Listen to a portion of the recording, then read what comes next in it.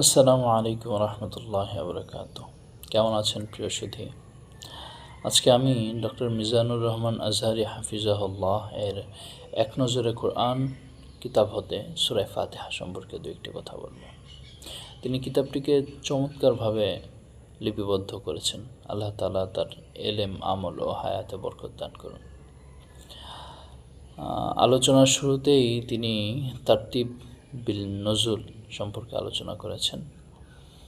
নাজিলের ধারাবাহিকতা তথা কোন সূরার পর এই সূরাটি নাজিল হয়েছে তা বিবেচনায় এটি নাজিলকৃত সূরাদের মধ্যে ৫ম নম্বর সূরা এবং এর আগে সূরা মুদ্দাসসির এবং পরের সূরা লাহাব নাজিল হয়েছে।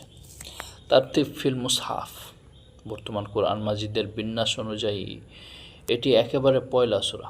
শুরুতে আনার কারণ, এই সূরাতে অল্প কথায় তুলে ধরা হয়েছে পুরা কোরআনের সারনির্যাস। মাক্কি যুগে নাজিল হয়েছে। সূরাতে ৭টি আয়াত রয়েছে, এগুলো আমরা জানি। মূলত এর নামের রহস্য, ফাতিহা মানে হচ্ছে শুরু, সূচনা, ভূমিকা।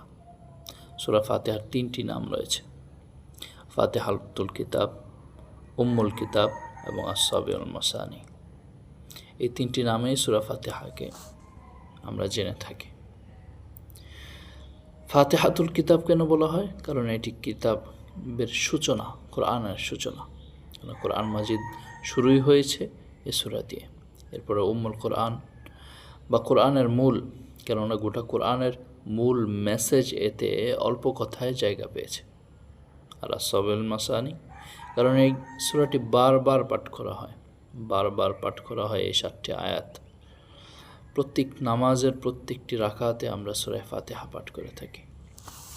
মূলত এই সূরার মেজর থিমটা কি, মেজর মেসেজটা কি, বা মূল কথাগুলো কি? এই সূরার দ্বারা আমরা আল্লাহ তাআলাকে চিনতে পারি, তার প্রশংসা ও বরত্ব ঘোষণা করি, কেবল তারই গোলামি করি এবং তার দুয়ারেই হাত পাতি, এ কথা বলা হয়েছে। এবং দিন রাত তার কাছে সঠিক পথের দিশা চাই। ইহদিনাস সিরাতাল মুস্তাকিম সিরাতাল্লাযীনা আন'আমতা আলাইহিম গায়রিল মাগযুবি আলাইহিম ওয়ালাদ-দাল্লিন। আমিন। প্রিয় সুধী, ভালো থাকবেন, আমার জন্য দোয়া করবেন এবং অবশ্যই চ্যানেলটিকে সাবস্ক্রাইব করে দিবেন। আজকের মতো এখানেই বিদায় নিচ্ছি। আসসালামু আলাইকুম রহমতুল্লাহ।